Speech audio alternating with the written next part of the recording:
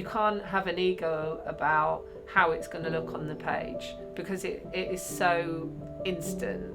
It's happening right now. The person moves, they move, you move. You know, you or you have to have remembered what happened 2 seconds ago. It's all encompassing.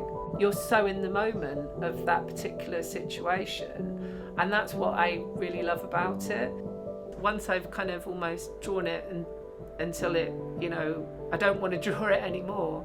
At that point, it's almost imprinted in my mind exactly what, you know, the movements are almost programmed into my body, if that makes sense. That if I was drawing the same, you know, swish of an arm coming over like that, it's almost as if, because I've drawn that motion so many times, my body's programmed to do that exactly how I want it to be on the canvas. Those first marks that you put down, that kind of layering of history of how a piece starts to how, and you can still see that progression in the piece. I'm happy. Intention is that you see that build up of a piece, that story within the artwork. And I guess that's what I'm aiming for, that story from those very first intuitive marks to the more dynamic colour that I've worked with on top, but keeping the essence and the movement. I'm not very good at doing nothing.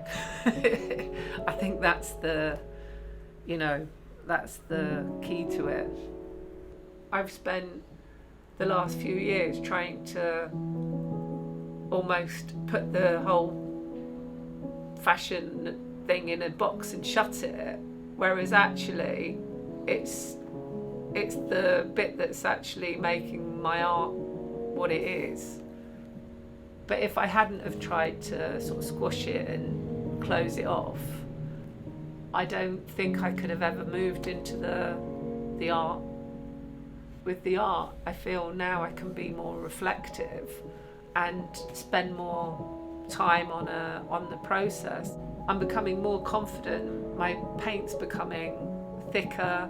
I'm getting more confident to pull in more colour, and I'm enjoying working bigger. I think from my point of view, the progression will be that, you know, the joy of painting bigger will mean that I will have a lot more movement within my painting, because, you know, I'm using the whole body to paint, whereas if you're sketching in a sketchbook, it's almost just your wrists and your arms are moving.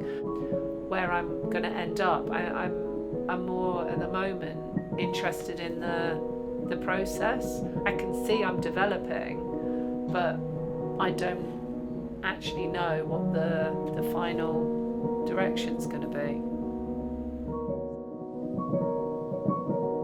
I can't even find my feet in the ground. Can you? Tell me where they are. Can you see my third toe that always hides behind the second? Can you see the curve of my heel?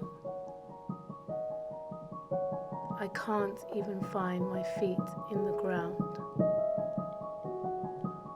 Please tell me where they settle. Please tell me where their imprint lays.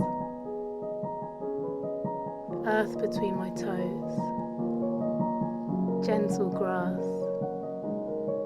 A carpet made of sand. Comforting cool mud that invites you into its cells with a whisper. I remember none of this.